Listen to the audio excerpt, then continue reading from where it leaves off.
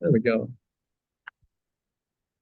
I have my technical cohort here that helps with all the technical stuff. Thank you, Matt. So this may be uploaded in the future. We don't have access to the channel, the YouTube Career USA channel, to upload this.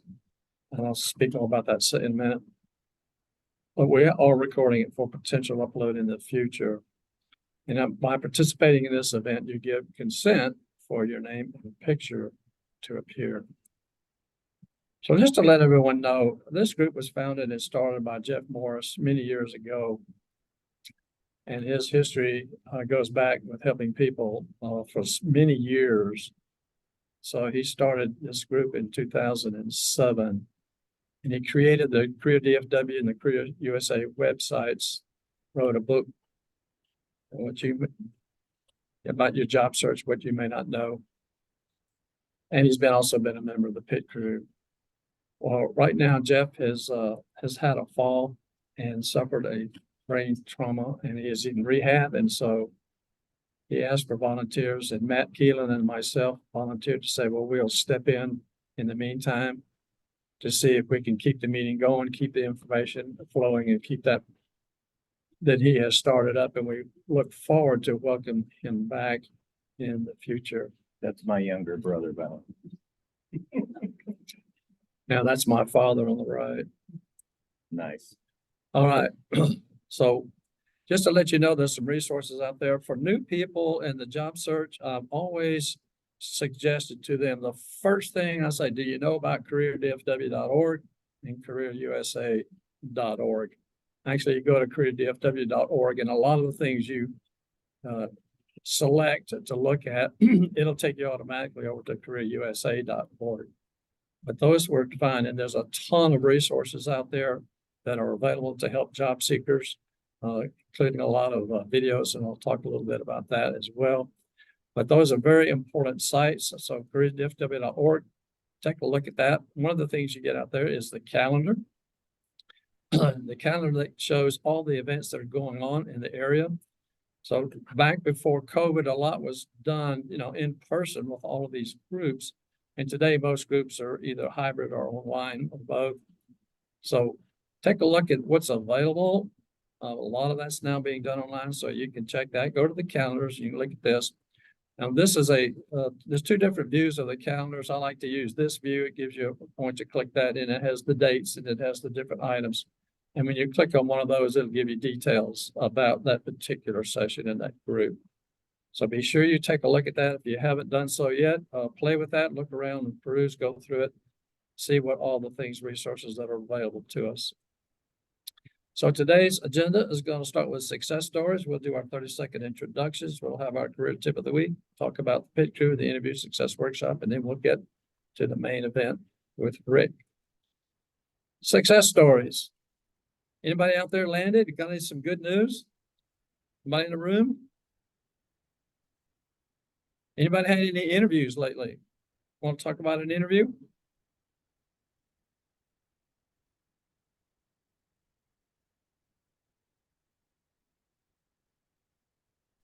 Yeah, I had one yesterday afternoon. Great, Mark. And obviously I don't know the outcome of it. It was kind of the first time that I've bumped up against a generational difference in an interview. It was an interesting interview, but there was definitely a generational difference on how things are viewed. How'd it go? It went well.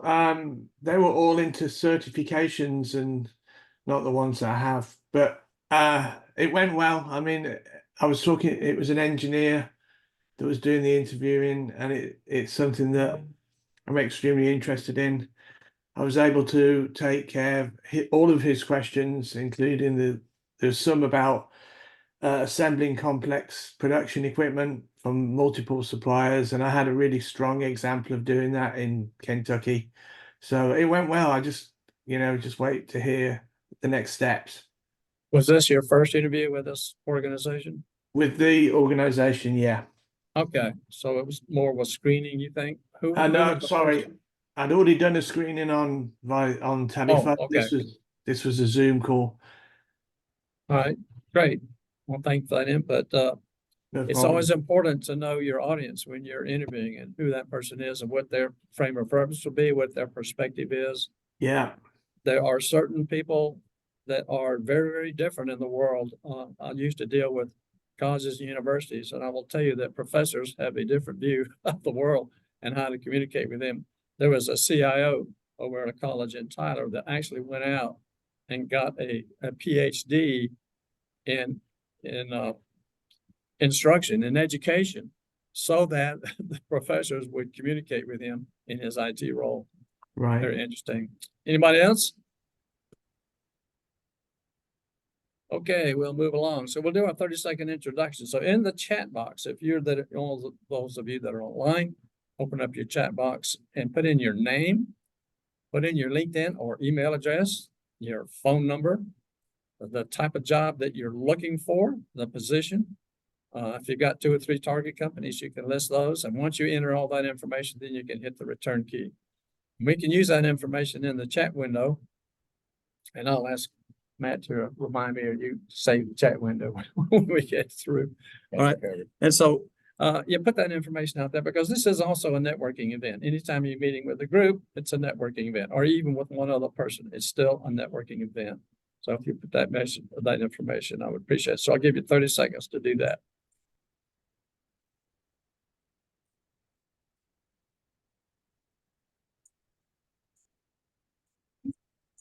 How to save the chat. It bounces around. Sometimes the ellipses are.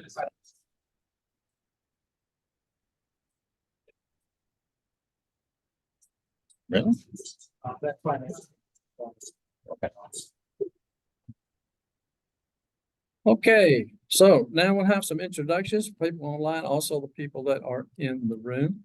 So I'd like you to follow this format. Tell us what your name and pause between your first and last name so we can clearly hear and clearly understand that. What is it that you do or your target of what you're looking for? How do you help organizations? What is it that you can do for them?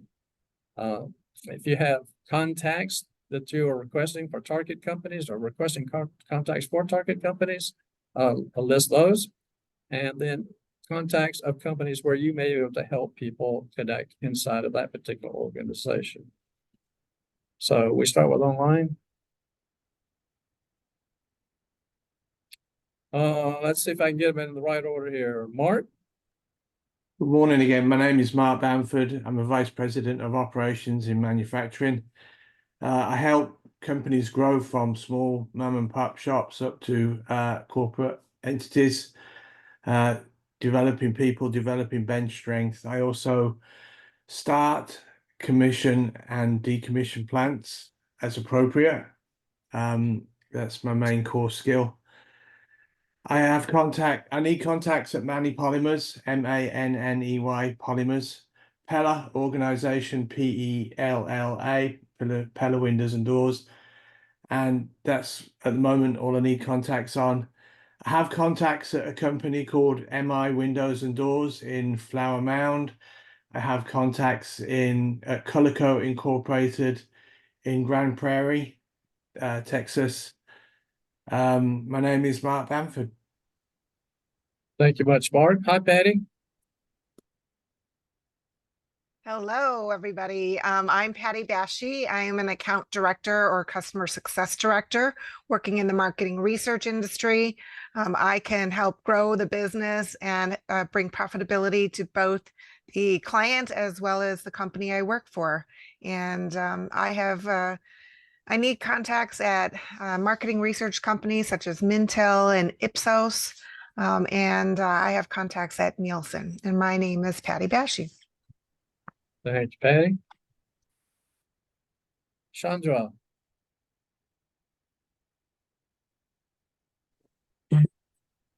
Yes, my name is Chandra Thomas. I'm currently working now, but I'd love to attend the North Dallas Plano Career Focus Group. Well, I do, huh? welcome. Hi. I help companies with administrative work, data entry in the insurance proofreading in the banking. And I don't have contacts yet, but I am working on those. And again, my name is Chandra Thomas. Thank you much. Hello, Heidi. Good morning, everyone. I'm Heidi Torres. I help both the employers and job seekers. So I love being the professional matchmaker of jobs. I need contacts at Garda World and River Point. I have contacts at many recruiting agency firms, from Wheeler, High Profile, Connect Recruiting, Insperity. So if you're trying to actually get a hold of someone at a recruiting firm, I'm happy to help you with that. I'm Heidi Torres. Thank you. Thank you, Heidi. Rosina. Good morning, everybody. My name is Rosina Gallman, and I'm a Senior Talent Acquisition Consultant. I am currently looking for positions in, I've worked in the CPG industry, BPO, hospitality, and I'm open to any industry as of right now because I've worked across many companies from a recruiting standpoint. And so my target companies right now, I am looking and focusing in management consulting. And so the target companies I'm looking at are Goldman Sachs and Deloitte. And I'm, like I said, open to any new industry possibilities as well. I'm the host of the Career Tip of the Week, and you'll hear from me in just a few more minutes. And so I'm open to connecting with any and every one of you as professional colleagues. Again, my name is Rosina Gallman. Thank you, Rosina. Dion, or is it Dion? Good morning, it's Dion. But like I said, good morning, everybody. Dion Myers. I work with Lockheed Martin as a contract program security officer. I have many contacts in various arenas. Just depends on what you're looking for. I might know somebody. Just reach out and we'll see what happens from there. I am currently not looking. I'm here to support everybody that's in this channel. And just one small plug. I don't know how many of you guys know, but there is a hiring event in Fort Worth on the 22nd of May. I'm not sure how many people knew that. I just wanted to throw that out there. Can you put that info in the chat window? I definitely will. Thank you. Thank you very much. Okay, Rhonda. Good morning, everyone. I'm a construction specifications writer. I work with architects typically, or with specifications consulting firms. And of course, part of writing the specifications is helping the architects coordinate the drawings with the specs in terms of terminology, criteria, etc. I'm currently identifying target firms through informational interviews. And let me know if you need contacts with any of the architectural firms or some of the manufacturers in our industry. Thank you, Rhonda. Glad to hear about those informational interviews. Roy.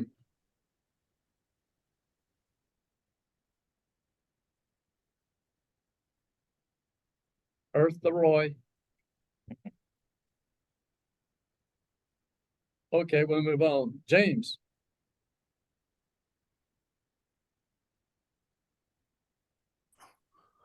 Hey, Walt. Jim Andre here from Chicago. I'm a senior project program manager. Just recently relanded. Be starting my new position on Monday. But I'm here. I know Matt and I know Patty. And I'm here to see the presentation from Rick. Oh, man. Congratulations. So Thank you. let me tell us about your landing. Yeah, I'll be a senior project manager for a telecom company out of Tampa, Florida, called Cineverse.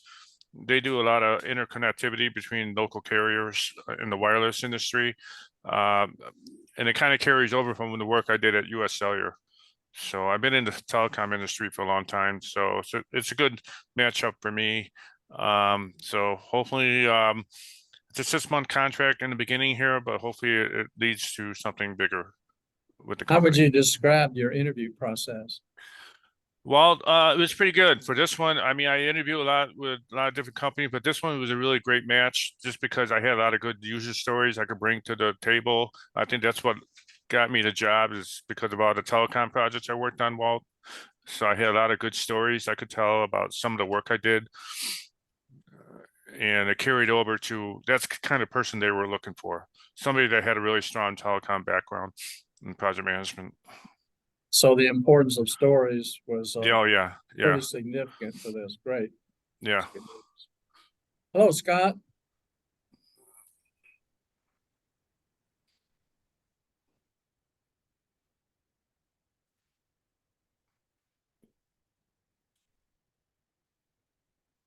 Are you out there, Mr. Boudreaux?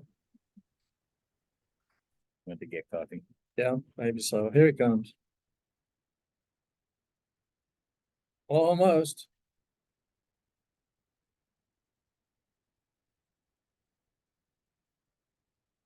Okay, we'll move on. Is there anybody that I've missed?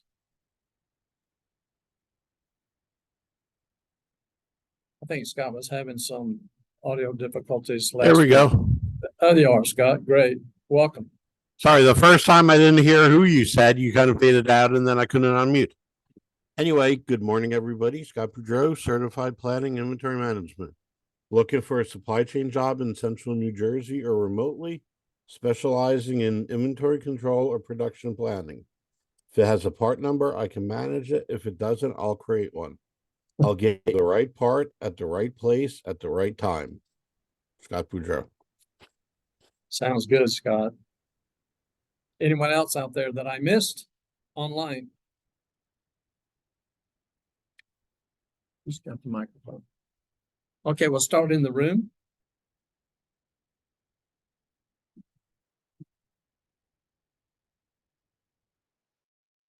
Good morning, everybody. My name is David. And I am a professional.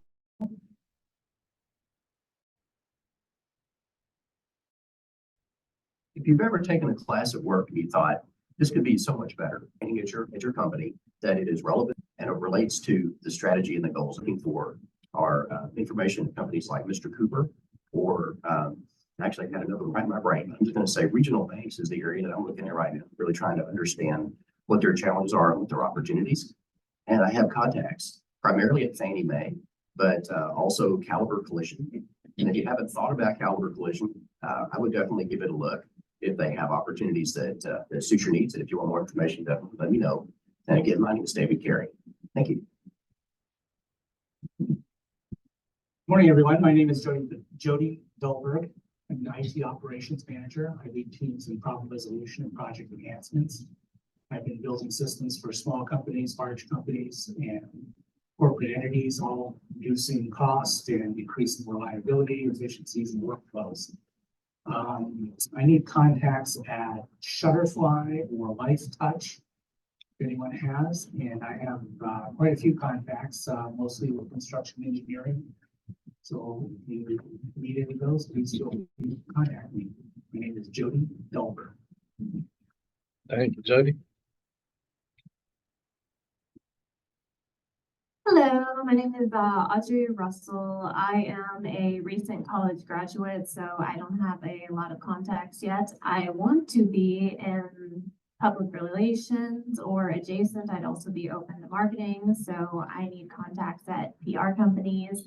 And although I don't have a lot of contacts myself, my father works at Southern Glazers if anybody is interested in them as a project manager. Thank you, Audrey Russell.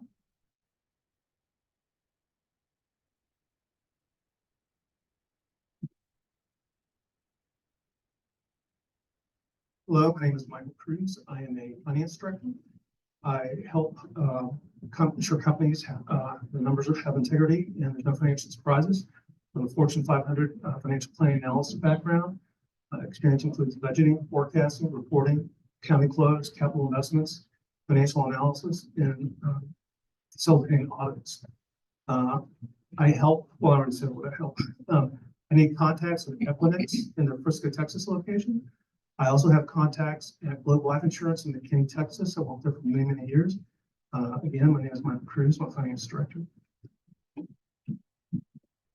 Thanks to Audrey and Michael. They're fighting over the microphone.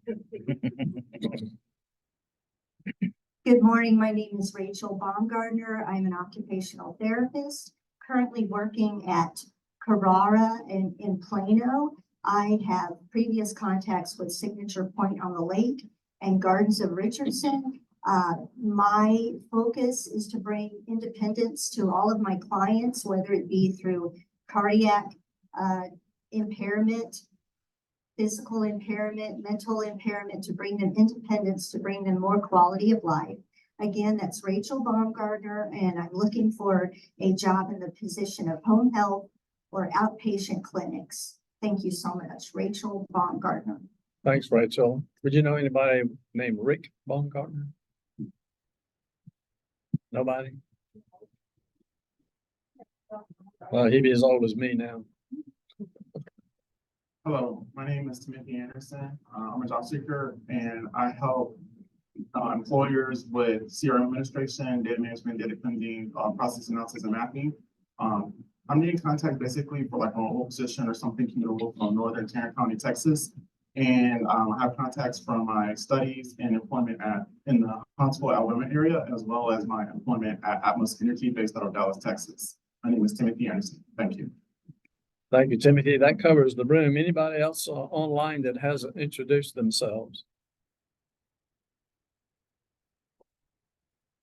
Not everybody? Me. My name is Matt Keelan. I do IT stuff. Just kidding. I'm looking for a IT director or VP position, depending on the size of the company. I help companies spend their dollars wisely and fortify their security, and I keep hackers out. Need contacts at USAA? I can help you with contacts at Grant Thornton. My name is Matt Keelan. Thank you, Matt. Okay, moving on. Rosina, can you do our career tip of the week, please? Yes, sir. Give me just a second.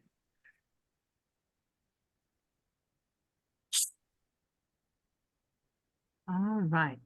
Good afternoon again, everyone. Or excuse me, good morning, everyone. Morning. All right, so this week's career tip of the week is on how hashtags can help your job search. So using hashtags to find jobs and career advice. This article is by Allison Doyle. And in this article, you should be able to understand how to use hashtags for your job search, how to use hashtags to network, tips for using hashtags, and then the best hashtags to use for a job search. So are you using hashtags to expedite your job hunt? Hashtags are a useful tool for networking, finding job opportunities, and sharing your own job search to get noticed by employers who are using social media to recruit. How do hashtags work and what's the best way to use them? If you use platforms like LinkedIn or Facebook or Instagram, you are probably familiar with using hashtags. A hashtag is the # followed by a word or phrase. And you want to note, when you click on a hashtag or search for a hashtag, you can see all the posts on that platform that have included that hashtag. It's a way to identify a group of messages or a similar topic. Learn the do's and don'ts of using hashtags to use for job search. And then if you use hashtags in a creative and thoughtful way, you can give your job search a boost and impress hiring managers. So starting off, ways to use hashtags to help your job search. You want to first learn about a company. If you want to know more about what it is like to work at a company, you can use hashtags to get insider information. Many companies have a hashtag that employees use to share stories about life at that company. For example, Target launched a hashtag Target Volunteers hashtag to allow employees to share photos and information about their volunteering experiences. And so searching this hashtag can help potential employees Learn about how Target encourages employees to give back to local communities. And if there's a company you are interested in working for, check to see if they have a company-wide hashtag. Next, you want to find available jobs. Many employers use LinkedIn, Twitter, Facebook, and even Instagram to post jobs. Often they will include various hashtags related to the position or to the job search in these posts. Search on social media sites for particular hashtags related to job listings and including hashtag jobs and hashtag job search.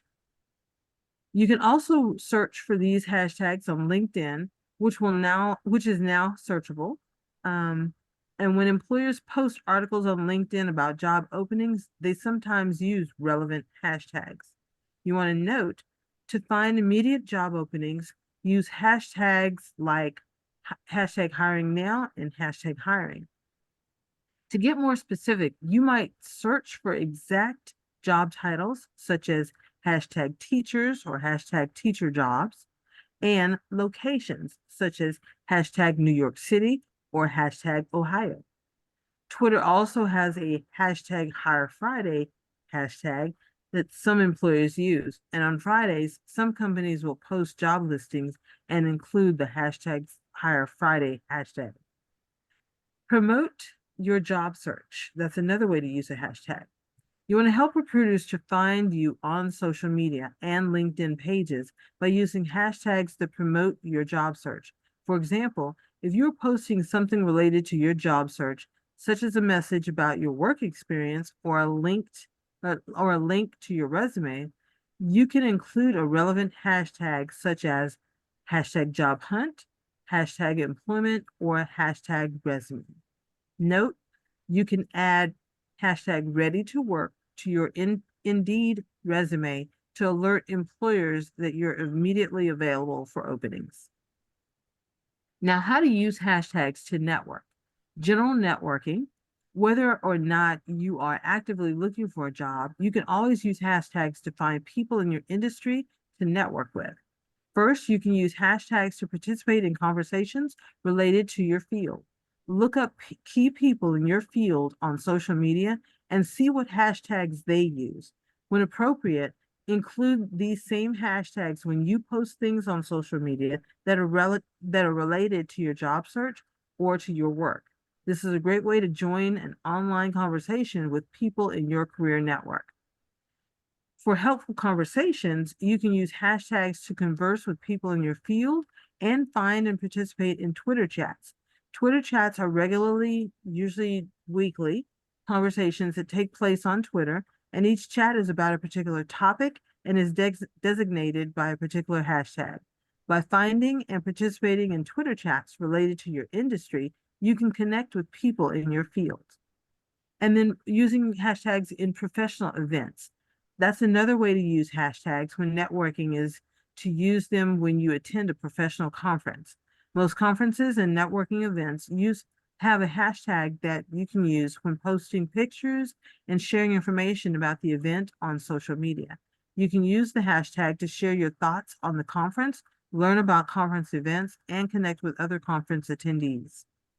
Now, tips for using hashtags for job searching. You want to use hashtags that are already common. Don't create new hashtags and hope that people will start to use them. Make sure that you use hashtags that are already popular among the groups that you're interested in getting to know.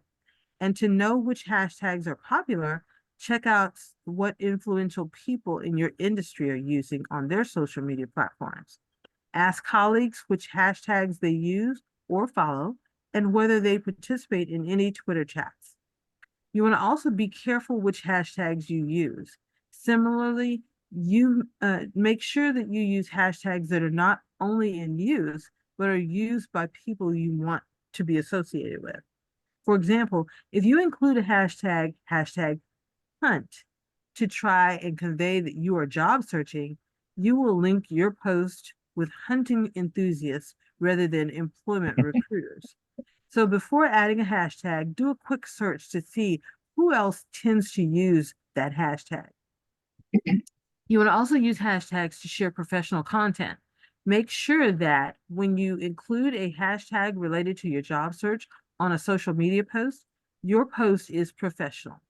Do not include a hashtag like hashtag job searching on a post about your pets, for example.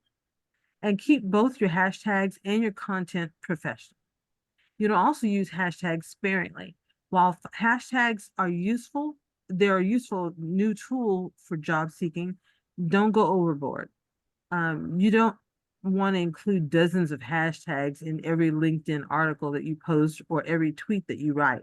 Select 2 or 3 hashtags that will particularly be useful for your specific job search needs. And similarly, remember to continue to use more traditional job search methods, such as using job search engines and participating in face-to-face networking events. And then the best hashtags for job search. Here are some popular hashtags that you might consider using either on your own social media posts or searching for on various social media platforms. Hashtags for job searching, such as hashtag jobs, hashtag job search, hashtag job searching, hashtag job searching, job search tips, hashtag resume, and hashtag hiring. Hashtags for recruiting. That would be hashtag job opening, hashtag hiring now, hashtag join our team, hashtag now hiring, hashtag recruiting, hashtag remote job, and hashtag employment. And then hashtags for career advice. You would use hashtag careers, hashtag career success, hashtag personal branding, hashtag personal development, and hashtag resume tips. I hope you guys find this article very helpful as we continue to learn more about how to use hashtags that can help your job search. This is the Career Tip of the Week, dated for today, May 17th. Have a fantastic weekend, everybody. Thank you, Rosina. Just stop sharing. You know, it's interesting that how important the hashtag is and the @ sign. The @ sign was critical in the use of the internet. And I'm waiting for the $ symbol to come up so that we can use $ looking for jobs. So, let's see. Let me go back, make sure I'm sharing my screen. That was here. great, Rosina. And we will send out that PDF to everybody after the meeting. Perfect, thank you. Yeah, I hope you get the feeling better, Rosina. Thanks for participating this morning, even though you're not feeling that well. Appreciate it. No worries. Okay. I want to talk about the Dallas Pit Crew. Anthony, you came in a little bit. Could you talk to us and share what you know about the Pit Crew instead of just me talking all the time, which I'd love to do. There's a microphone up there. Anthony came in just a few minutes ago. If Anthony's late, that means he was doing job search activities that was prior importance, I can guarantee you. Good morning, everyone. My name is Anthony Archery. I'm going to share with you the Pit Crew. What a fantastic opportunity to learn how to increase your knowledge and your professionalism for job search, jobs hunt.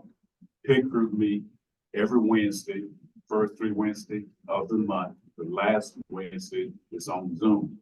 Come, you can practice, turn in your job description to the emails on the board there.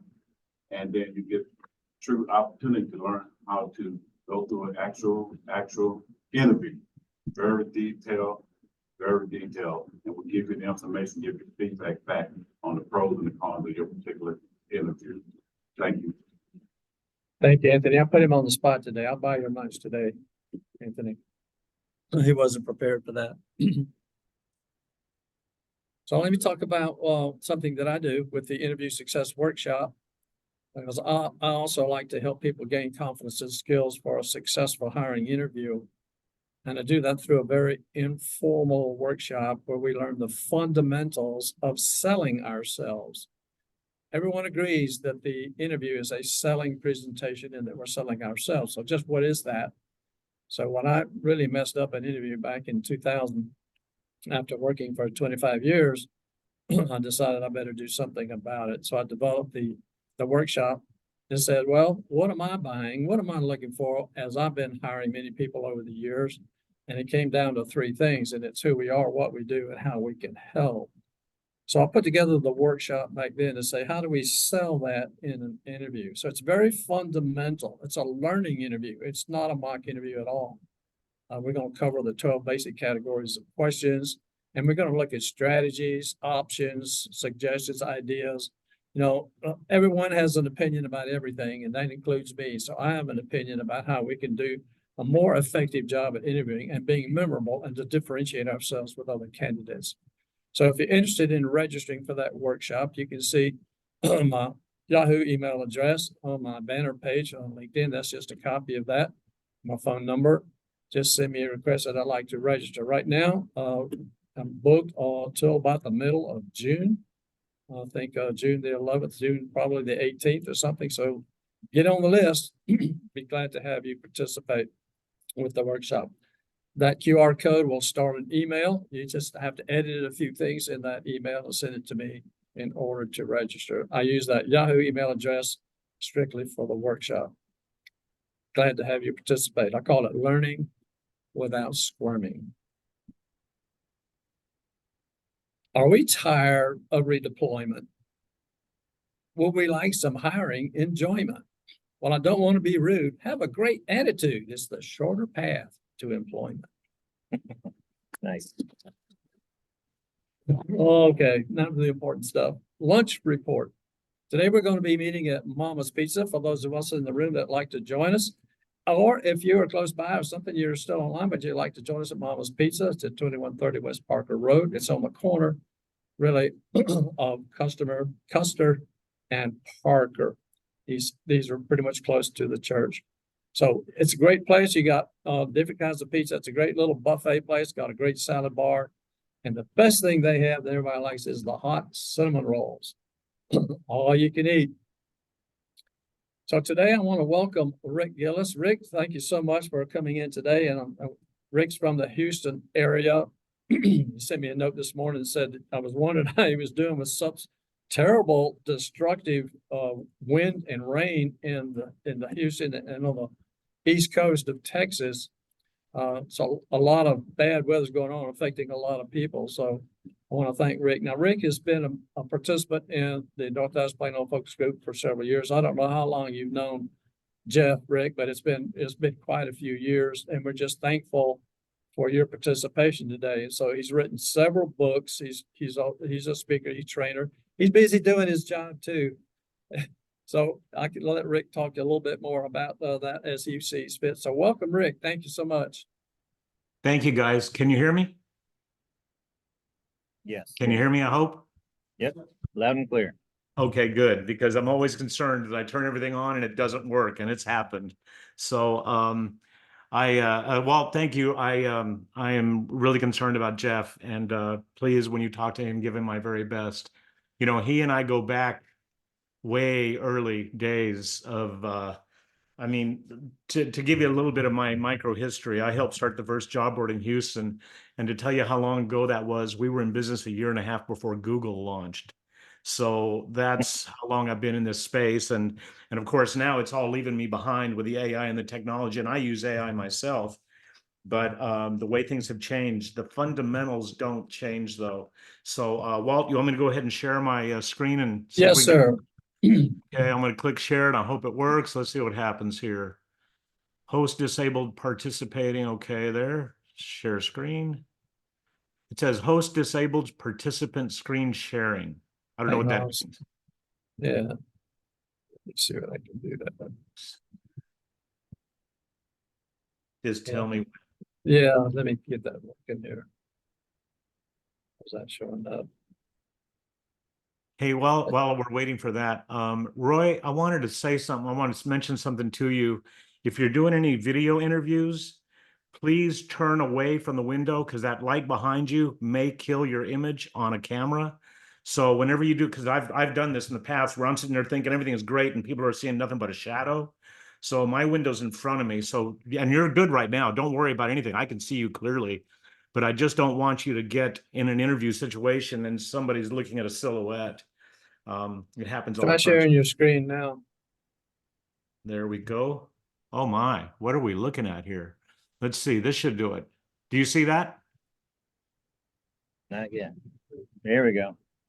Okay, good, good. I have two screens and I don't know, but I know what I'm looking at here, so I'm going to work from that. One for each eye. Have you got one? All right, Thank North Dallas Plano, the focus group. Thank you for letting me be here. Come on, baby. Let's make sure we're doing some. Oh, now why did my Zoom won't, my clicker won't work? What's that about? Let's see. There we go. Okay. You can see this, right? Yes. Okay, good. Because I have two screens and one just says Zoom on it. But anyway, this presentation is about job search optimization and quotient value calculation process. That's something I have created that I'm going to be sharing with you. I'm going to introduce it today, but as Walt will probably, I'm stealing your thunder right now, Walt. I'm going to be back next Friday to do the quotient model for you, which I'm introducing right now. By the way, QT&T is pronounced quotient. You should know that. Okay, I'm going to be talking about my accomplishments inventory. I'm going to be talking about my accomplishments-based resume format. I'm going to spend some time on that with you. And I'm going to share 3 tips with you that you won't hear anywhere else, more than likely, unless you've been here before. And I'm going to introduce you to the quotient process. So let's begin with 95% of all jobs are found as a result of networking. By the way, guys, I know you're up there. I'm looking at some of you over here and my screen is over there. So I'm going to be bouncing all over the place. 95% of all jobs are found as a result of networking. So you've got to network. And I really appreciate what Walt and you guys were all doing right in the front end. Support each other, help each other. It all comes back around. But you still have to have a world-class resume or a CV and supporting documentation when you get that interview, when you get that opportunity to submit a document. And so I really want to spend a lot of time on that. I want to share a little bit of my micro bio with you. Like I just said, I helped launch the first job board in 1997. When we started out, we were very successful. It was HoustonEmployment.com.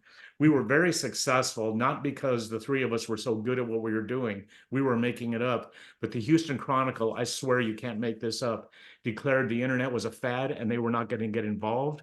And I had almost a year and a half with 0 competition. Yes, as a sales guy, that is the coolest thing ever. So we cleaned up and I learned a lot about job search and kind of ended up becoming kind of this expert just by osmosis from all the people I called on. I spent 10 years selling to the hiring community. I've written now 8 books on job search and advancement. Your work does not speak for itself. You Do is my newest book. It's behind me. I think you can see it. Yeah. This is the book about the quotient. I'll be telling you more about it next week. I've advised people in job search and promotion worldwide, and I do mean literally worldwide, from Australia to Europe, all over the nation for years and years and years now. And what I have learned is that universally, people cannot express their commercial value. And that is really the whole, my entire message is based on this thing, commercial value, which leads me to my non-negotiable accomplishments inventory. Here's what I want to tell you. If you guys were to come to me and ask me to work with you, and by the way, when we're done with this, you're not going to need to. You're going to be able to watch this video. You're going to be able to do everything here by yourself.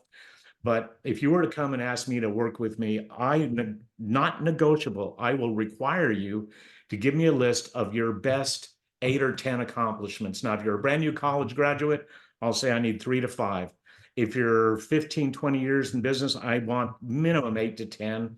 You're going to write down the who, what, where, when, why, and how. You're going to write this down. You're going to type it out for me. And that's a reason right there why most people do not pursue working with me, because they don't want to do the heavy lifting. But this is absolutely the success for you and for my clients. And those people I've worked with, I've got 6 CEOs under my belt and everything from entry level all the way up to the top, working this process. And this process took about 2 or 3 years before I came to it. And I realized this is the nut. This is my document. This is a real accomplishments inventory. Of course, the name was changed and the email and all that stuff was changed. This is a person I worked with out of Austin. And what you're going to see there are each bullet point is a what and a wow. And I'm going to explain what all that means in a minute. But it is one short, look at the first bullet, completed special assignments on inventory phase outs, unallocated materials and obsolete inventory, resulting in savings to the company of $1,500,000. That's going to get somebody reading this and go, tell me how you did that. That's the whole key. You want dialogue. When you talk to a recruiter, you always want to share those things you have done. And of course, you want to share those one or two top three things, maybe top, that are going to get somebody to go, whoa, tell me more. How did you do that? And I'm going to tell you another thing, guys, candidly. And of course, you can see I'm old enough to know what I'm talking about. Age discrimination is rampant and it's real. And I heard somebody early on talking about how it was, and I can't see all of you right now because I can point out who it was, but was having an issue with talking with some younger people interviewing and stuff. Let me tell you what and wow, you got to be talking about how are you going to make them money or save them money. You submit this document with your resume at your interview, with your resume and at, I never even caught that.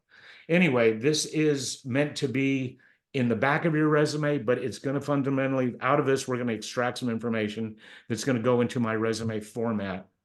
So let's talk about what and wow.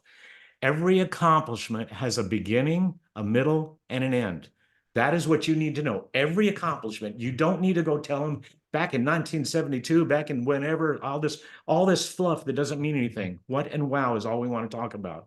I was responsible for blank that resulted in blank. That is the format. That's all you have to say. And I'm going to tell you, the younger people you're talking to aren't going to hear anything if you just keep going on and on. I promise. Because I go on and on all the time, and I can see when they just shut down. Responsible for what that resulted in wow. Now, I want to tell you one of my particular, well, it sparks interest, one of my particular true stories. And this is many, many years ago. Matter of fact, it's almost 30 years ago now. When I was in commercial real estate, I used to manage an office complex, and I'll tell you the story later. But fundamentally, I was responsible for for creating a commercial lease document that saved my company $2.5 million. That is the what is a document, and the wow is $2.5 million. And see, after that, I shut up. I was, I'd like to tell you about time I was responsible for creating a commercial lease document, saved my company about $2.5 million. Is that something you'd like to hear more about? Yes, $2.5 million bucks. Can you do that for me?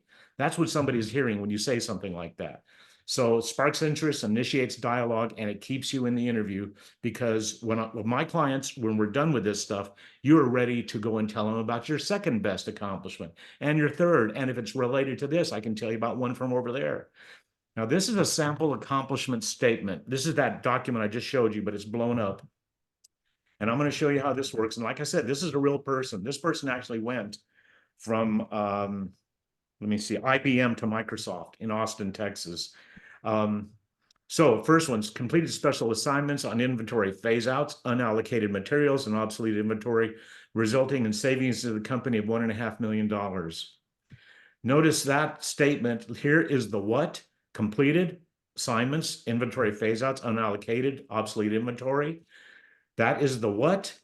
Here is the resulting in. I want to tell you guys, those two words are gold. Resulting in connects the what to the wow. Resulting in is the punchline. It's setting everything up. Savings of the company of $1,500,000. That is a wow. What and wow. I mean, somebody's going to say, how did, and this was an inventory person. This is somebody who hired on at Microsoft to do inventory work in the warehousing and all that stuff. And that's the kind of thing that got this guy, and he got the job first time out. It says Janet Best. It was a guy. I changed names. Here's another one. Delivered a 12% profit increase in previous management by establishing new institutional accounts, resulting in, telling you that word is gold. Those two words are gold. When you say resulting in, it's like telling a joke. Here comes the punchline: $6 million of net new revenue. So responsible for discovering unclaimed discounts. Okay, this is my story right here. Excuse me. I'm sorry. No. Responsible for discovering unclaimed discounts owed to the company that resulted in gold, $72,000 credit being applied to the electronic payments vendor account. About now, you might be thinking, what have I done? I want to tell you about, you know what? I think I'm gonna skip this one right now. Yeah, I'm going to skip that one right now because I really just filled it all in with you right now. But here's the thing. Sometimes it's people no one can imagine who do the things that no one can imagine. And that's from the Imitation Game movie. And I want you to understand, I want you guys to be the people when you go in to this presentation and you share with them what you have done. They're not going to expect this kind of stuff from you. So here's the thing. Let's start with sourcing accomplishments. I want you to ask yourself, what do I do really well? This is really easy stuff, guys. What do I do really well? How do I make a difference? And that's another one. This is setting yourself apart from all those people that are going to say the same things that you might be thinking of saying when you go into an interview. What impact do I have on my department, my branch, my division, or the company? What impact have you had? And I'm going to tell you right now, this is in terms of current job search, but this can be, when you look at these questions, this can be for something you did 10 years ago, 12 years ago, 5 years ago, last year. Ask yourself, I want you to source accomplishments, and I want you to contact people, and I want you to ask former coworkers.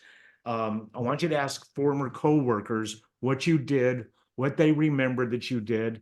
And what's going to happen is when you call former coworkers, family, friends, supervisors, vendors, customers, ask all those different people, and they will share with you. And I'm going to tell you right now, when I put my clients through this, they can make, I tell them to prepare for every 10 calls they make, only one of them might actually give them an answer. Only one time will somebody say, well, Rick, don't you remember that time we did? And you go, yes. And then you talk about it a little bit and you write it all down, and then you reduce it to this what and wow. So be able to discuss who, what, where, when, why, and how. Now, when I put people through the inventory process, this is my criteria: who, what, when, where, why, and how. Answer each one of those questions when you're putting together this inventory. And who is really not a big deal because it's always going to be you, always. So what, where, when, why, and how, and always be curiously seeking wow. That's what you want to get when you're talking with people and you're sharing. God, I wish I had another screen here because I'm not looking at, I can't see my next screen and it's driving me crazy. I'm sorry about that. It's under here somewhere, but I don't know how to get it. And I don't want to lose you guys. So you might thinking what I do does not generate revenue. Let me tell you what, every job out there generates value. It may not be revenue. So like when I say I was responsible for that generated $2.5 million, you could be talking about I had generated something that initiated a new project that got the foundation started for a new event or something like that. How do you quantify your accomplishments? Who, what, when, where, why, and how? But savings and efficiency. That is what you use to quantify. So when you can tell somebody how you created efficiencies, how you were or saving money, that's what's going to get somebody's attention. Absolutely top of mind. And listen, everybody I could tell in this room has a lot of professional experience. So there's all kinds of things you can come up with that you can write these things down. And I hope actually while I'm talking, you're thinking about a couple of things. Write down 2 or 3 words and go back later and just find who, what, where, when, why, and how. Think about previous and problems and opportunities. These create problems and opportunities that you had, especially problems that you solved. Those are accomplishments. And listen, lots of times you thought you were just doing your job, and you know what? You were. But now when you're interviewing with somebody else, having solved problems, having done your job well with a previous organization, that is fodder for your interviews. Make sure you always bring up and talk about the result. You have to be prepared to talk the result. In fact, if you cannot talk the result, you're better off not bringing it up, because without a what, without a wow, there's no what. I don't want you to share it. What was the value to the company? So while you got the big, you're feeling really good about all this stuff, the punchline is the value to the company. Unequivocally, that is what this is all about. When the company made, I think I'm going to be telling you one of my stories here in a minute, because there are times where the company really knocked it out of the park and got a huge value from it. You may not have realized it. And I have one story I'm going to tell on my own that it happened to me many years later. I realized what I had done for my own company. Sometimes it's easier to think this whole thing in reverse. Think about the result first, what you actually did, and then to talk about the solution, the resolution, back it up and come at it from the backside. It can be really an easier way to write this what and wow. Identify the original problem, the original opportunity. Now, modern job search is not about selection, it's about elimination. And I know, Rosina, you were talking about hashtags and we were all talking about keywords and stuff. And I'm going to tell you, it is all about elimination. That's what job search is about. And I hate that.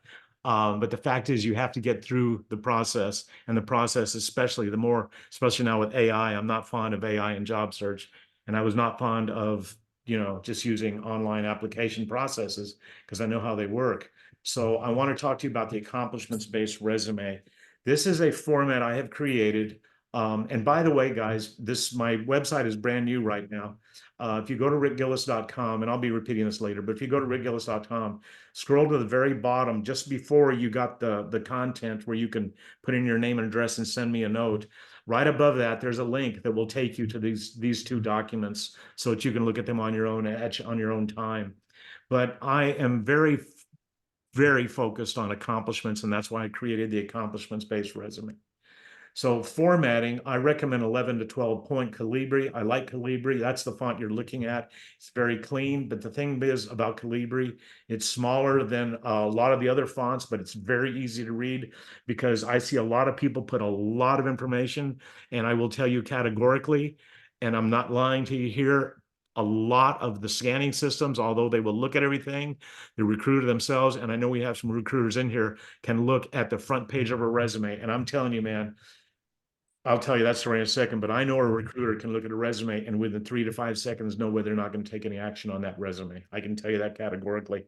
Many, many, many years ago at the first Houston HR Houston event that I went to at the convention center, I met this woman who at the time was the head of recruiting for the newspaper, Houston Chronicle. And she said something that made me so mad when she told me that she could look at a resume and within 3 to 5 seconds, she knew if she was going to do anything with it. And now in my head, I'm not there selling resumes. I'm meeting these people. I'm talking with people just like you. And I just exploded because I didn't explode in front of her. It just made me so mad internally because I'm like, these are real live people that need more than 3 to 5 seconds, period. It just drove me crazy. So anyways, I didn't see her again because I went every year for 8 or 10 years. And I didn't see her again for 2 or 3 years. And 2 or 3 years later, I did see her. And I went up to her and I remembered her first name and I said it. And turned around and I said, you know what? I said, I met you a few years ago at this event. And I said, and you said something that day that made me very upset. And I said, and now the truth is, you were absolutely right because I can look at a resume and in 3 to 5 seconds, I can tell you whether or not somebody's going to spend any time with it. And you have to get that 3 to 5 seconds and you have to turn that into 30 seconds and you have to turn that into a minute and a half and you want them calling you. That's the only reason you're submitting a resume is for somebody to call you. I consider a full 1-inch margin all the way around. No script fonts. I mean, I've seen all this stuff over the years. No borders or tables. Do not put a group of information and put a border around it. Do not put any tables. They will not necessarily make it through the scan systems. No continuous lines across the page. I've known of some softwares that will actually skip a page because it has a complete line. So do not put a line under your name. Do not put borders and all that stuff around. No logos or artwork. That's, the resume is an ultra conservative, very dry document. It is based on content, totally and solely. This is my resume format, and so do not place any copy. Yeah, headers and footers. Does anybody in the room know anything about the whiteout technique? Can anybody say anything about that? Do you know what I'm talking about? Okay, well, I'm gonna. Is that where you pad your resume with a lot of keywords and put them white on white? Yeah, who's saying that? Matt Keelan.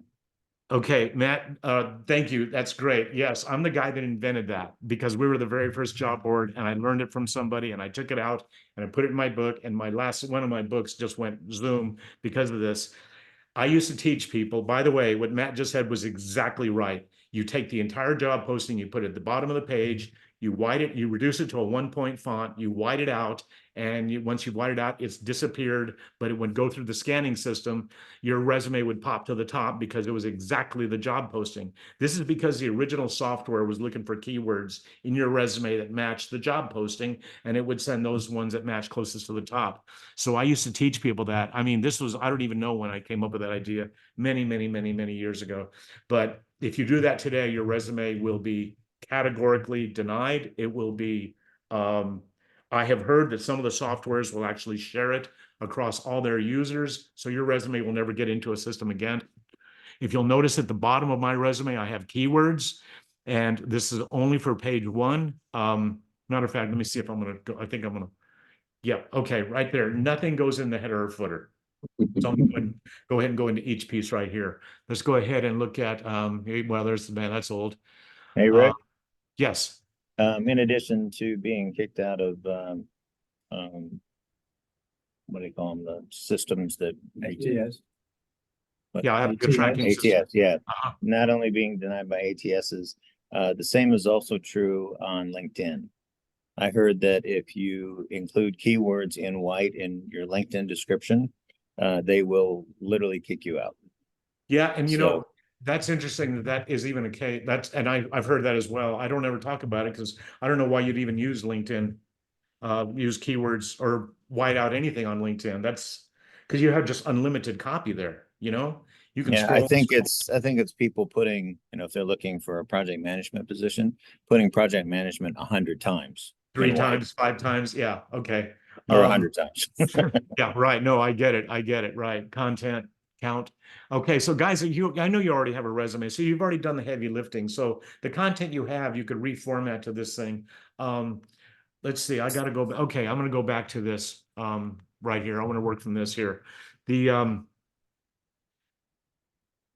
okay, after your contact information in your header, I want you to put a seeking statement. This is what I require. This is what I request of my clients. And the reason is when a recruiter, and once again, I know we have recruiters on the line, even if for commercial or if you're inside a company, it doesn't matter. Making a recruiter look through your resume to try to find out what the heck you're applying for can be brutal. And sometimes you may have applied for a position and they may have an opportunity in somewhere else they could shop and show you, but you missed it. So I always put a seeking statement right under the header. I am seeking the position of the job title for the company name and the reference number. Make it easy. Let me tell you what, you have an audience of 2 for your resume. When you submit, and it's really, this is kind of heartbreaking too. You go to all this trouble and all this work and you put together a resume and your audience is 2, and that is 1, the recruiter, and number 2, to see that recruiter sends it on to the hiring manager. Now, I don't know how systems are working anymore because I'm not calling on people anymore. And I'm sure the hiring manager can just go into the service and the system and pull everything out they want. But, the seeking position is a really nice way of saying, this is the position I'm applying to. And this resume, this format is still working really well for those few people that I'm still working with. Underneath that, I recommend an objective statement. As a result of my skills, experience, and education, I am capable of, finish that sentence. As a result of my skills, experience, and education, I am capable of, tell them how you're going to make them money or save them money. That's it. 1 sentence. That is the first sentence that is directed to the hiring manager. Wow, here's somebody that's talking my language. Here's somebody that knows that I need somebody who's going to solve my problems. Tell them exactly right there in 1 sentence. Don't get wordy. Don't go and make a paragraph there. 1 sentence. After that, I recommend following with 4, not 5, not 3, 4 accomplishments, the ones I just showed you. Like I said, this is a real document. This went through, this went up to Microsoft in Austin. This person managed a $7 million comp. By the way, spell out your zeros. Whenever you use numbers, don't put 7 and the word million. Spell out those zeros. Those numbers jump off a page. You can see it from here. Managed 7 million cost reduction initiative, reducing the number of factory expedites, shipping upgrades, and hours and track orders by 70%. This is a what and a wow. This is somebody who can do what they say they're going to do for this program manager position.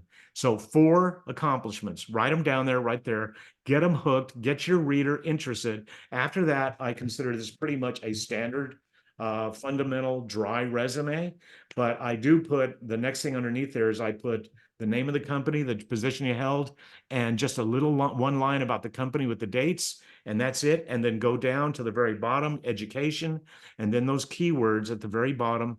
And they're just, the thing is, I do reduce them down to, in this case, I think that's probably a 10 point. So they're apparent, but there's nothing sneaky about this. We're not trying to sneak anything in there. So this is a really, really, really simple document. And you guys are going to have a copy of this that you can go back, but you can also go to rickgillis.com. Like I said, scroll the bottom page. You'll see this document if you want to try this model. Okay, there's a header. Yeah, this is important. With my format, you do not have to create a new resume every time you apply to a new position. If I'm going to go back, I'm sorry, I don't mean to do this, but if you look at this thing, all you really have to do is change out the seeking statement, maybe the objective statement, and the rest of it. You might even change your accomplishments. If you did an accomplishments inventory and you have 8 or 10 accomplishments, you might find that number 3 is better in the first position for this next position you want to apply to, but the rest of it, you don't have to change it. And that's the problem that I find is too many people go and spend way too much time. And it's blood, sweat, and tears to spend so much time to create another resume for another application, which honestly you're applying online anyway. But I know there's got to be a time where it can't be too far ahead where we're not going to be using resumes at all. But I kind of wonder at that because I wonder if people aren't going to want to see if you can actually write. If you can actually communicate on paper. I think maybe that's the only reason we'll do resumes. But you're always going to have something pretty professional that you can hand to somebody that you're proud of and then address it as they talk about it. And, they're going to be looking at this. You're not going to be looking at it. And you need to be able to answer every question on here without glancing at this document. It's just a really simple, sweet resume format, which I heavily promote. Okay, you already know about that software. And, like I already told you to, you're a human person is going to have to get you a 3 to 5 second scan. I have asked a lot of recruiters over the years, and I mean the people who first get resumes, and they're told me that they give a 3 to 5 scan to, and that's what I was saying professionally, that people can do a 3 to 5 second scan on a resume and know exactly whether or not they're going to take any action on it. Now, of course, now with AI and with all the applicant tracking systems, something else might catch up, but that's how got to a human person to begin with. So you need to get their attention, tell them how you're going to make them money or save them money. My format dramatically increases your odds. So here's page 1 of the accomplishments-based resume. There's the header right up there. There's an email address.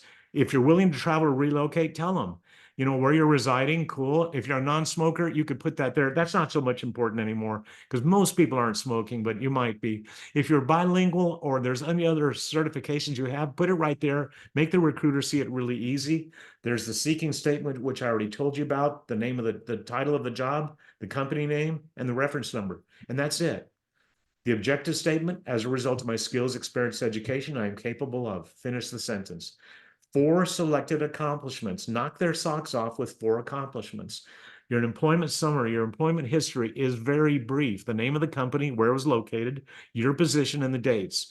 Now, I'm going to show you page 2 in a second, which is going to expand on all that. So don't freak out on that yet. Your education, honors, and awards, and honors and awards are a big deal. So don't be afraid to put those down. And then keywords. Now, golly, I don't have page 2 on here. I gotta have page 2 in here. I am so sorry, guys. I can't see what's next, what's coming up. Keywords are your safety net. Okay, you guys know what an applicant tracking system is right now, am I correct? Do you know what the resume filtering model of the applicant tracking system is? Are you familiar with that? Walt, you guys talk about this stuff? Let's talk about it a little bit. Okay, well, bottom line is your resume is going to be filtered by a model that is going to be seeking, and this is where it comes back to all those keywords again, and that's why what you're doing there, the resume filtering model is looking at your resume and it's looking at the job posting and it's trying to pull up those terms that agree with that. Because if you're applying for an architectural position and this is a medical operation, there's no reason to go any further. So the software is going to do all that for you to begin with. Last time I looked, Google receives some 60,000 resumes per week and as many as 75,000 in a single week. That is a remarkable number, and they go through every single one of them. USAA, which I had a friend that told me that, receives 61,000 resumes monthly. You have to play this game to get through there, and it's all about this keywords and your seeking statement.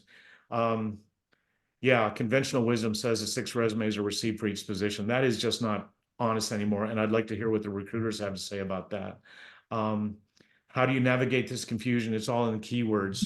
The person says it cannot be done, should not interrupt the person doing it. I'm telling you, I've had a lot of pushback over the years on this keywords idea, and I'm really confident in telling you that it's very, very powerful, and you don't have the time to go and change out all the terminology in a resume and customize it. Because, you know, the fact is, and I'm sure once again, the recruiters can say this, as soon as a posting goes up, the first resume lands within 3 to 8 seconds.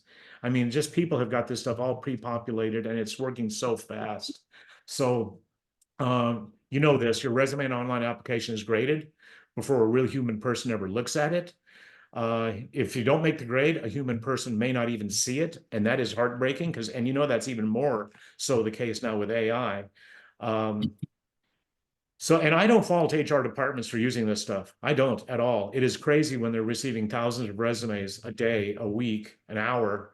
But there are no rules in resumes. So everything I'm showing you here is acceptable protocol. I want you to remember that there are no rules in resumes. If you have something original you want to try and you want to do, I say do it. Now, as long as it's not, you know, 36 point, you know, blocked lettering and stuff. Keywords are that trick. And by the way, you know where keywords come from. They come from job postings. So every time you see a job posting and you don't have a term, here's the thing, when you see a job posting and your resume is already completed and you see terms in the job posting that are not on your resume, take that term, take that phrase and put it down here at the bottom. There's nothing wrong with doing this. Now you'll notice there's a term, a word, skip a space, a word, skip a space, a word, skip a space. I do reduce it down to about an 8 or 10 point font. If you go any smaller, you're going to start I don't suggest nothing smaller than an 8 point font, but keywords, and by the way, these keywords, every time you see a job posting, you can take some out or you can add some to it. I do not recommend you put this on page 2. I do not recommend you go on to well, here's the whole thing. Actually, my train of thought started moving. A recruiter is going to look at this and say, "What is this all about? What are you doing?" And you're going to say, "Well, I just saw that there were we use this in our software, and I thought I would just add my keywords to the bottom." In other words, don't take it that you saw some guy on, you know, the Dallas network explaining this to you. Take this as if it's your own idea. You're the one that came up with it and said, these are keywords that are relevant. They didn't fit in my resume. And so I wanted to make sure that you guys saw them, that you used them, because you're looking to get found. That's all this is about, is getting you found, period. Here's page 2 and 3 of my resume. Now, this is where we do explode. And this is more traditional, page 2 and 3. Page 1 is a glance where the HR director, the recruiting director, the hiring manager can look at it and say, I'm interested.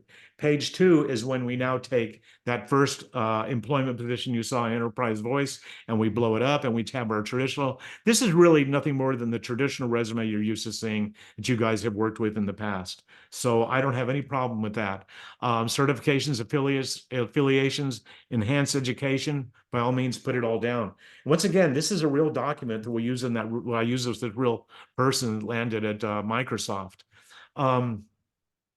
Here's the big thing that I was telling you about. You can reuse or redo any form, this format for any position. All you really need to change is the seeking statement, the objective statement, and you might change up the accomplishments. It's just that simple. It's really an easy read document. I think the recruiter who first, you know, has been going through all these resumes is going to look at it and appreciate. What I really like about this document is the white space. I like seeing a lot of white space on a resume versus the clutter. And the keywords. You're always going to be changing up the keywords. And if you find you've really filled up the space, don't fall over to the next page. Remove some of the ones that you don't need and use the stuff that's more current. Okay, Job Search Optimized, that's one of my books. You can go to rickgillis.com, which we just changed the name on that. You're going to see it's qtnt.net shortly, but rickgillis.com will always go there. You can share this information with anybody you want. Please connect with me on LinkedIn if you'd like. I'm just Rick Gillis, Sugarland, Texas. That's my newest book. I mean, literally new, like March 11th, I put it up on Amazon. And that's it. That's the story. That's all I got for you.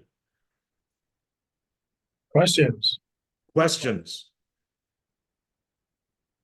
Well, do you stop the share or do I do it? You can do it. Okay. My question is about keywords, and I just want to make sure. Okay, I can't hear you very well. Who am I talking to? Oh, I see you. Right, so you're not suggesting just throw any, because I don't put Oracle Business Suite question.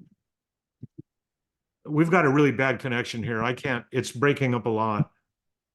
Rick, we're not hearing. Okay. Walt, can you hear him? Are you there with him? You want me to repeat the question? Yes. Yes.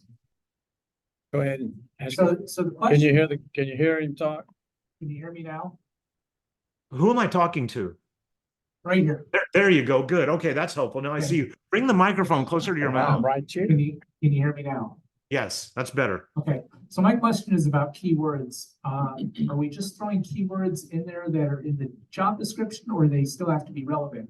For example, if it says Oracle Business Suite, should I throw that in my keywords even if I've never used it? No. And good question. No. Tell me your name again. I'm sorry. My name is Jody Dolberg. Jody. Okay. Jody, thank you. Listen, Jody, that is a golden question. If you cannot address if you can't address any term on your resume, don't put it in. That you'll get caught. And I'll tell you what, you don't want to be shot down for something that simple. You don't want to. So yes, if you cannot discuss Oracle, don't put it in there. That really answers your question. Yeah, just because it's in the job posting. In other words, and listen, job postings are wish lists. A recruiter will put everything possible in there. And if they can get 70, 80, maybe 90% could be a huge win for a recruiter when they have put all kinds of stuff in there. I mean, that dream candidate may not even exist for all the terminology they put in a resume. And so another example is I've seen a job description say communication skills, but I had communication listed in my resume, and I always wondered whether it would pick up on that. So I would put communication skills in the keywords. You know what? That's once again, Jody, good question. If it's already in your resume, you don't need to repeat it at the bottom. You don't need to. Now, if you think right, but in my resume, it's listed as communication, but they have communication skills. Communication skills. Listen, I don't have look. Keywords are an insurance policy. If you feel it's important, do it. There is nothing. Nobody's going to fault you for this. Nobody's going to call you in, and if they call you in, you get an interview. So that's a good thing. So I wouldn't worry about it. I wouldn't be redundant. I wouldn't use it 6, 7 times thinking that's going to get it, raise you to the top of the pile. It's not. You just want it there in that document. I'm sorry, one more question. Sure. So on the first page, you say list 4 accomplishments. Can I list that same accomplishment on the second page in my job? You know what? And thank you. I missed that. Yes. When I extracted those 4 accomplishments from those other listings on the second or third page. So yeah, they will be repeated because it'll be under the job, the employer where you were doing it, where you did it. It's okay if it's duplicated. And I really don't have a problem restating an accomplishment, as long as it's 2 pages apart, 2 docs. Yeah, 2 pages away. Those are good questions, Jody. I wish we were doing this live, Walt. Hello? Oh, this is Timothy. I may not be on camera, but I'm on site at North Dallas Plano. Okay. I have a general question. It pertains to resumes and to lesser extent your LinkedIn profile. What if someone finds themselves in a position where, let's say they had 3 jobs, that's my situation, in their past, but the first job is the one that they lean the most heavily upon in their resume, like it takes up most of the pushing grade. I could change the format, but like generally speaking, like if your first job out of like your most recent ones is the one that you're most interested in pursuing for future employment opportunities, the one that you felt that like you delivered the most value, gained the most benefit, developed the most skills, what is the best way to present yourself, like, period, like in a resume or on LinkedIn networking? Because it's just, I think it can be kind of limiting for people who find themselves in a circle where their most recent employment experiences, like my last 2 jobs, aren't really something they really want to, I don't know how to say it. I'll tell you what. It's not necessarily to pursue. It's more like it's not something I want to build upon. I think what I'm hearing is that you'd rather be applying or obtaining a job that you had 2 or 3 jobs back, as opposed to the most recent position.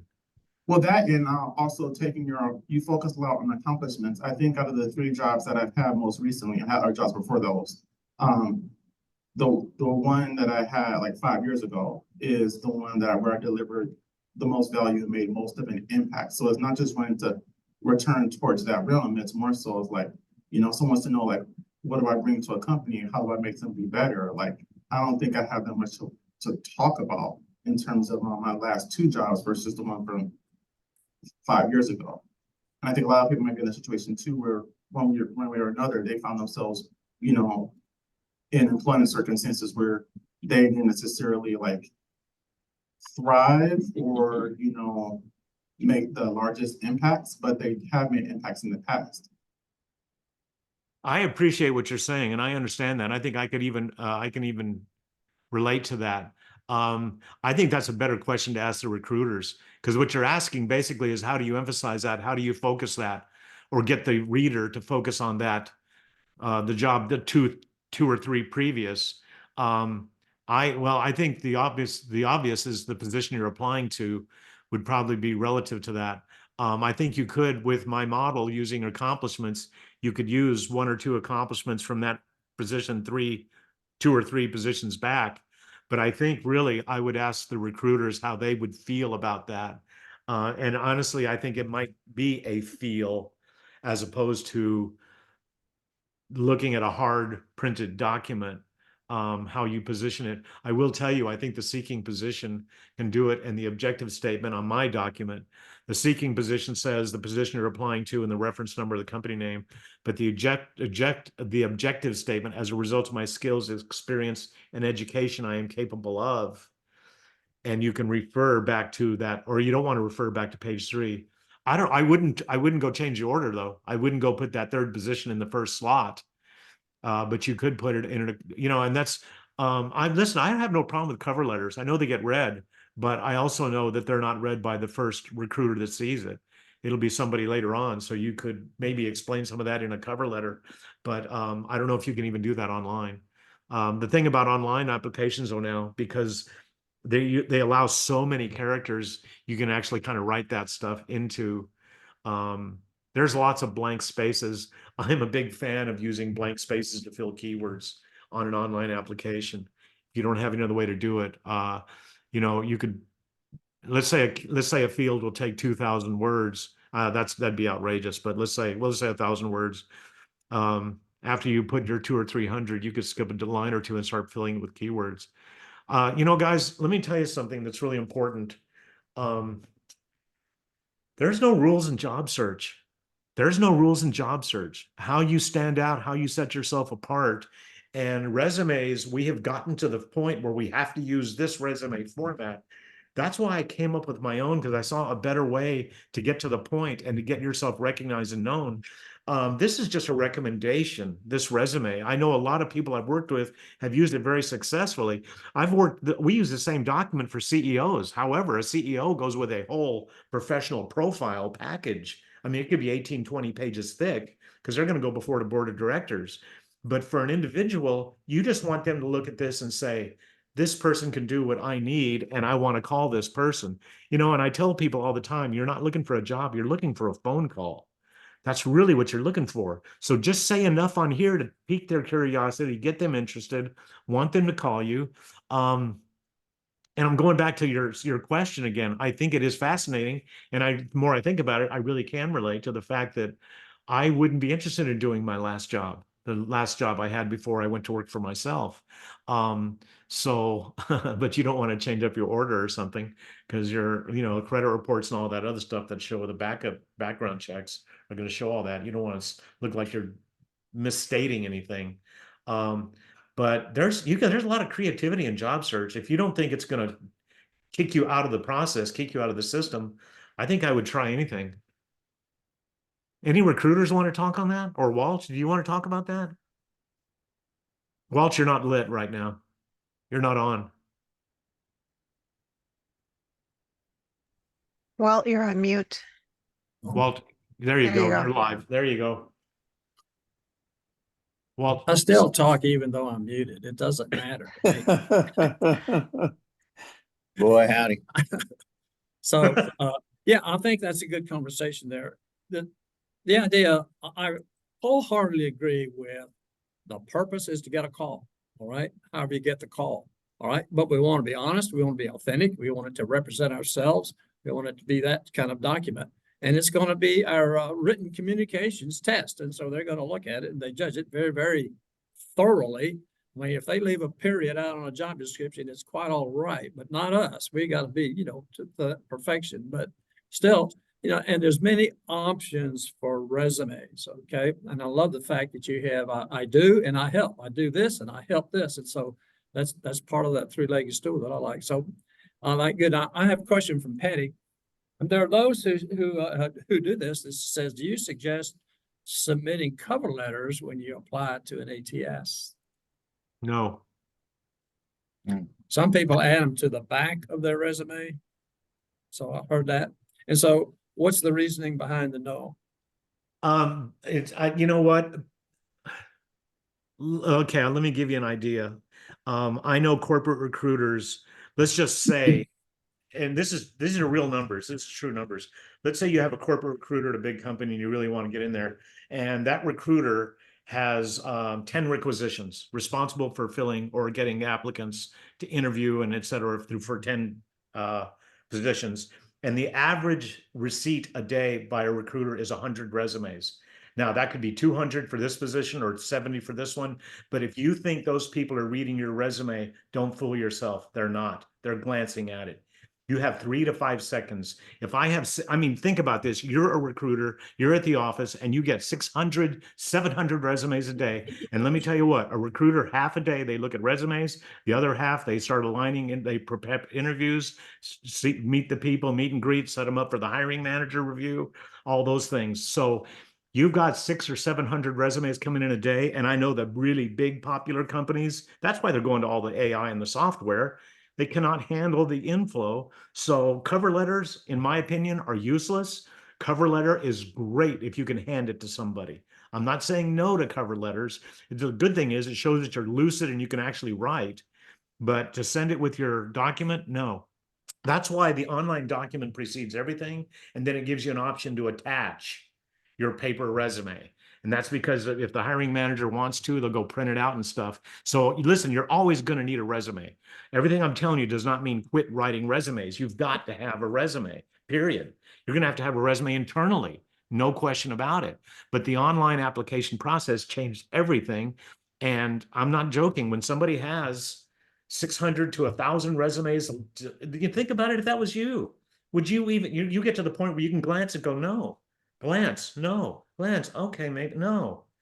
That's the way it works. That's just the way it is. And I'll tell you what, talk with some high-level corporate recruiters. And that's once again why I created the seeking statement.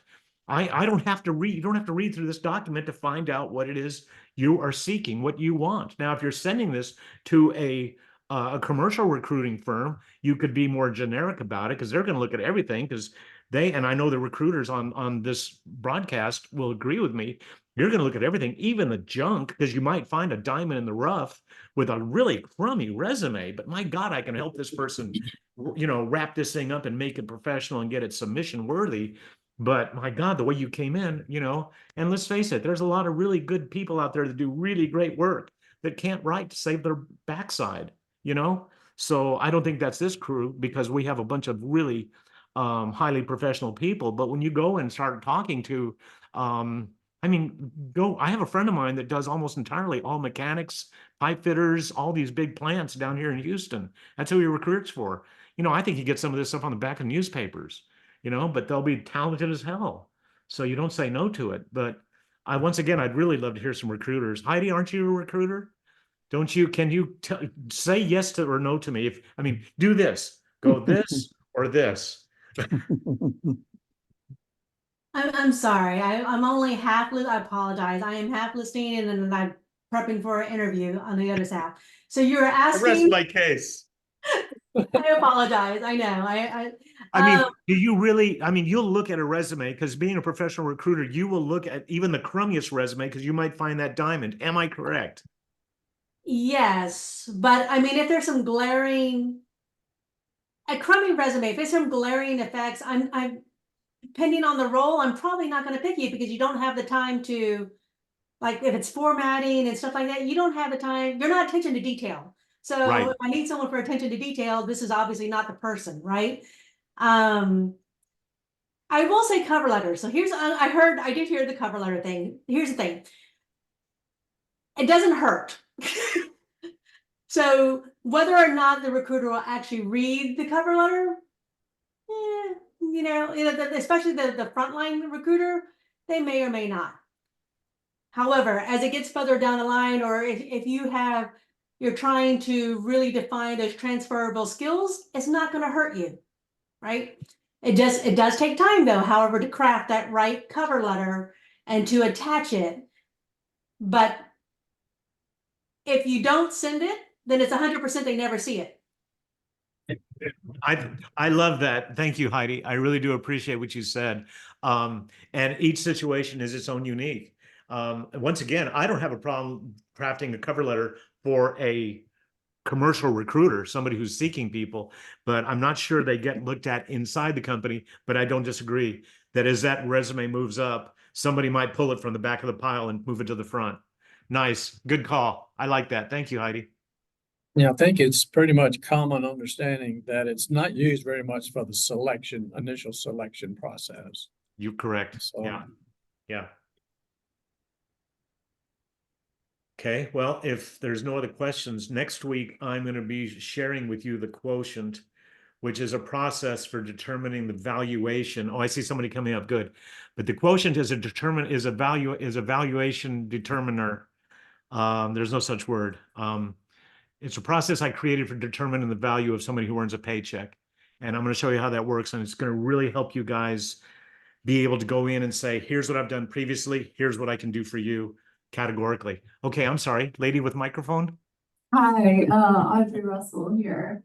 So with being a college student and I've only ever done retail, I'm still trying to, figure out how to tailor my resume to include accomplishments that don't seem that grand compared to other people. I didn't do any internships in college or anything. And I don't have a lot of experience beyond retail. So I have to find a way to be able to retool those situations, or maybe even is it braggadocious to use my GPA? No. I'll tell you what. Tell me your name again. Audrey. Audrey. Okay, Audrey, I'm going to tell you a true story. My cousin's son graduated from college. This is many years ago. And the only thing he had ever done, he didn't work in college. He didn't do anything. I mean, he did nothing extracurricular. But he did, before he went to college, while he was the captain of the state championship high school soccer team. And I built his resume on that. And he landed a job at his first interview. I mean, so coming out of college, you've got a lot of leeway. Your second job after college, after you graduate, that's the one you're going to have to get into the game, like everybody's sharing you here. If you want to reach out to me, you can send me your resume. I'll call you. We'll critique. Mine's really, really bare bones, but I can send it to you. That's okay. You know what? That's where you got to start. And Walt, if you want to work with her or whatever, I'm fine. But I'm Rick at rickgillis.com. I'm really easy to find. So if you want to send it to me, I'm happy to look at it. And I can make some recommendations, suggestions. We can go back and forth a couple of times. But I'll tell you what, you've got a crew around here that can probably take, let me tell you what, that college graduation, that diploma is gold. Right off the bat, you've got new stuff to go in there. And there are some people that want to take a newbie who does not have bad habits, that they can teach you their good habits. So am I right, guys? That's true. Yeah, So it's not as dire as you think it is. It's not as dire. Things are not as dire as you think they are. I'm just so tired of not having a job and didn't realize how much of, you don't realize how much of your life revolves around work until you don't have your job. Yeah. Well, when did you graduate? Last year, so last Okay. May. Okay. Don't worry about it. You're okay. You're okay. You're going to be all right. Yeah, I recommend sending it to Rick. Someone wrote in there, every time you have somebody review or look at your resume, you get 10 different responses. And I'll say it's worse than that because I've taken somebody's resume and said, okay, I'm not really in the resume business, but I'll make some suggestions. So they made the changes and sent it back to me, and I made some more changes. All right. So even one person is going to give you two different responses of how to do a resume. No question about that. I If agree. you're getting phone calls, I love your resume. Yeah, right. And I'm really not doing resumes as such anymore. I'm working on this new model, this quotient thing I'm going to tell you Right. about with you next week. Right. I'm building a new business on that. But I mean, it's not like I forgot resumes. Thank you. I just feel like, my situation is, not having a lot of experience and coming in here and feeling like I'm surrounded by total bona fide professionals. And then there's me who hasn't, I feel like, being, I don't know, jobless, also, like my social skills have degraded. I don't want to say that, but it feels like the longer you go without it, the worse it gets. But that's why I started coming to these things. It's funny you say that. I have been working for myself now for, I don't know, 18, 20 years, and I have no social skills left. None. I mean, my wife doesn't even want to take me out to dinner. You're pretty good though. You give a good presentation. So maybe, okay, we're all our own greatest critics, and that's the biggest hurdle I have to get over. Okay, we'll work it. Let me know. Thank you. You bet. For college graduates, one of the things that I suggest that is I'm hiring college graduates, I'm looking for character. I'm looking for drive. I'm looking for stick-to-itiveness. I'm looking for initiative. I'm looking for the type of person you are more than I'm looking at your experience. Certainly you don't have all that experience, but I'll tell you what, I see very often we undervalue ourselves. We do not set ourselves appropriately. We leave things off the map. I love Rick's idea, write down these accomplishments, put them down on that list. But I will tell you this, in many interviews, when I look at the result, if I were to ask questions like, well, tell me, did you get a bonus? What did management say? What did customers say? What happened as a result? What happened to the team? What happened? And I start digging into those types of things. And I say, oh, well, this is what, and we just don't stop and think about the real value and how far reaching that might be. And it takes some thought and it takes some time to go through that process. But most of the time I see us undervaluing who we are and what we do and how we can help. Walt, what that takes me back to too is that you are your own best champion for yourself. And when you put together a resume, it's not bragging, it's stating. And that's one of the things I was just working on a PowerPoint yesterday, and it's not bragging when you're talking about yourself. It's called professional promotion. Now, if you go to bragging and you have to back it up, that's a different animal. But professional promotion is appropriate. Do not be shy about telling somebody that if you hire me, I will make you X money. I will deliver X if you can do it. That's not a push. And we can demonstrate it that we've done it before. So. Right. I agree with you. Other questions? Rick, can y'all hear me? Yes, sir. This is Roy, and I realized earlier that I was on mute and I didn't realize it. But I just want to say thank you for the hashtag and also the resume. This is the first time I've been on an interview after talking to Foster Williams, and he told me about this, and I enjoyed it today, and I have learned a lot, and I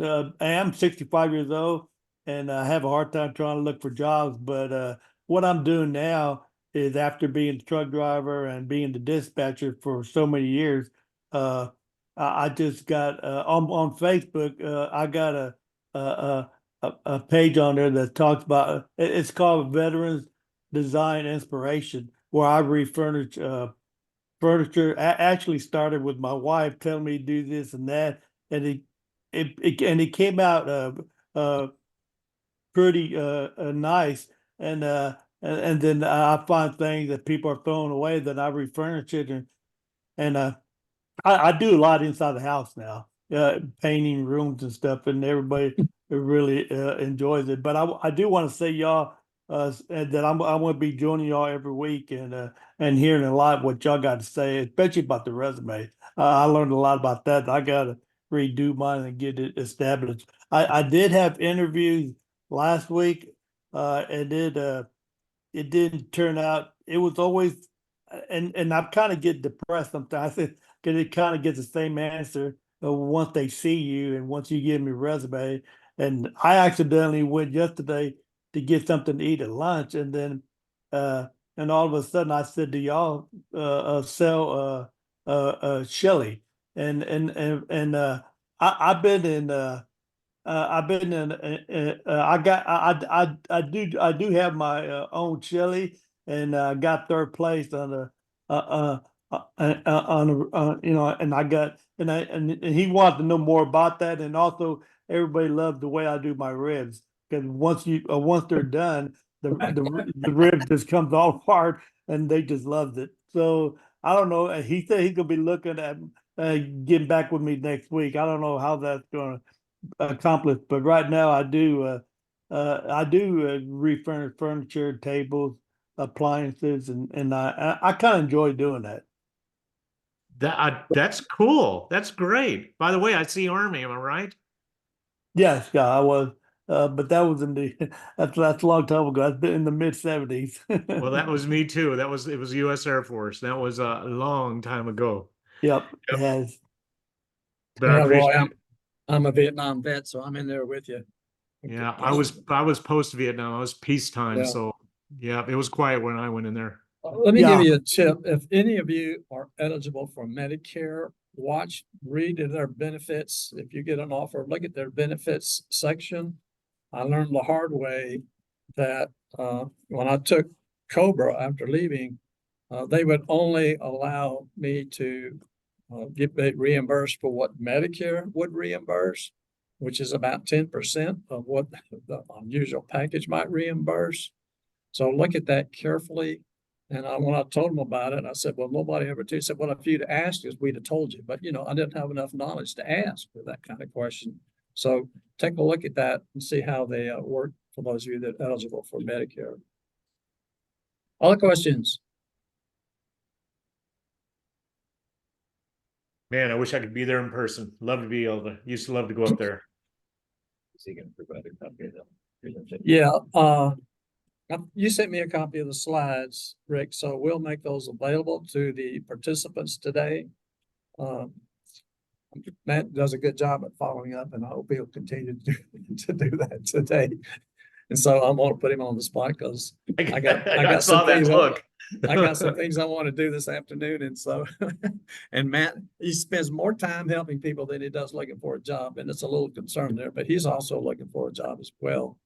So anyway, we will get back to you. So those of you that signed in here and those of you that put your information in the chat and you got your email address included in that so that we can, we'll send that to the participants as well. Any other questions? Walt, I have one more statement I want to make. All Go those for it.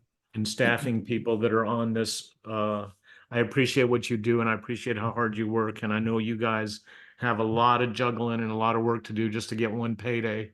I know it's not easy, so I just want to say bravo and we support you guys.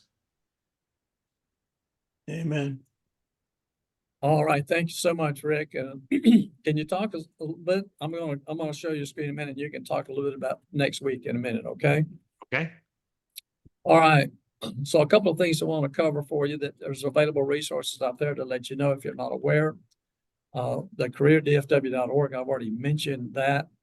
But there also is a series of recordings. I think since COVID came about, Jeff has over 500 type of recordings, and some of them are same topic, different speakers, etc. But it's on YouTube/CareerUSA. And if you go to that particular website, you'll see that there's some playlists. So you want to click on the playlist, and you'll see. Let me go back. You'll see a listing of videos that are out there under the different categories that he has put together. And so one category's example is just this workshop, the North Dallas Plano Focus Group. But there's others on interviewing, there's ones on LinkedIn. And I'll show you a little bit about that. But there's some good information out there that you to look at that'll take apart a lot of things that can help us in our job search. So those things are available. So on Tuesdays, we do LinkedIn, and Patty Bashi is a volunteer to be a leader of the LinkedIn. And she does that on Tuesdays at 1 o'clock. You'll find that link on the calendar. Go to the calendar and look at 1 o'clock on Tuesdays, and you'll see the link for that particular session. Thank you, Patty, for volunteering to lead that. And she has several different speakers that giving different perspectives on LinkedIn. It's very valuable, good stuff to listen to, particularly if you're not familiar with the LinkedIn requirements that we need to do today in job search. On Wednesday, we're going to have the practice interview team. We have it every Wednesday. It'll be a fourth Wednesday, so it will be on Zoom. It will not be in person. You can also find the link for that on the calendar. So be glad to have you do that. If you want to send your resume and job description to www.dallas and pick what I can't say it because something's covered on my screen at dallaspickcrew.com, then send that in and request that you'd like to participate in a mock interview. And Anthony Autry, you really gave some good information about that earlier today. Every time you practice, you get better. Every time you practice, you get better. Jump in the pool. Go ahead and do it. You can only learn. Everybody's on your side. We're here to help you. But it's a great practice. Great thing for us to do and shorten our job search. Thursdays are postponed currently. They have no volunteer to do that. They were alternating on resumes and networking. And then on Friday, we're going to have some upcoming sessions. So Rick, you can tell us about next Friday on your new book. This is, you can see it behind me. March 11th, I put it up on Amazon. This is my 8th book, but it's refined the whole process of the quotient. The quotient was something I accidentally invented working with job search clients. And what it was, I did not realize I was doing something that was groundbreaking. And I was interviewing a CFO for the previous book, Leveling the Paying Field. And that's about pay parity and overcoming pay disparity. And he told me, he said, Rick, this is groundbreaking. He said, there's never been a way to measure the value of somebody who earns a paycheck. I did not know that. So anybody who is paid hourly or salary by paycheck, there is no way to determine if you're doing a good job or not. And I had come up with a process. And so this process, which is just arithmetic, believe me, I'm no mathematician. It's an arithmetic process. It's very simple. And it turns out that it's kind of a big deal. And I'm actually growing a business right now based on this. We're going to take it and start training people in this process. But when I do this presentation next week, everybody at the end of this presentation will know exactly how to do it. It is so simple. It is mind-boggling why this hasn't been a part of the accounting processes before now. And I'm really excited about it. So matter of fact, I just changed rickgillis.com. We changed the name yesterday. It's now qtnt.net. And QTNT is the word quotient with the vowels removed. And I trademarked that, so that's the name, QTNT. So when you see QTNT, please call it quotient. But that's what I'm going to talk tomorrow. Next week, I'm going to train you guys in the ways of the quotient. It's really simple. I think you're going to love it. Great. We love simple stuff that has great impact. So we look forward to that very much, Rick. We do. Yeah. So on the 31st, we have Paula Gillis. She's going to talk about her topic, the art of the low. She has given that presentation for years and a lot of different groups, well received. I think you'll enjoy that as well as learn something very valuable with that as well. And then the 7th of June is the first Friday of the month. And typically Jeff does the open forum. That's you bring your questions, your job search challenges, your information, and we as a group can help you and help each other. Is very here's where we've been, here's what we know, here's what we've used, here's what we've done, etc. like that. So it's a great help each other session. If you're part of South Lake Focus Group, they have the help one person every day as a motto. But this is our opportunity to do that and for us to get help as well. So I'd be glad to have you come and participate in that. Now, on the 31st, when Paul's going to be in person. And so I'd like to fill up the room. If you can get into the Christ United Methodist Church, it's at the corner of Parker and Coit in Plano. Please fill up the room. Speakers do a much better enthusiastic presentation and if you've got a lot of people, to talk to. So we can help out Paul but she is a very professional at this, so you'll be glad. So please come on in to the church on that day. All right, today, we're gonna go to Mama's Pizza. Just a reminder, it's at 2130 West Parker, corner of Parker and let's say Custer. All right.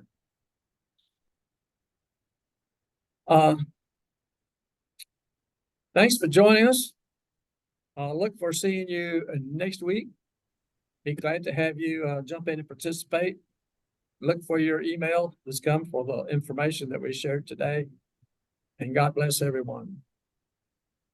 Thanks, Walt. Thank you. Have a good day. Thank you. Thank you, Rick. Good Thank you, job, guys. Rick. See you next week. Bye-bye. Great stuff.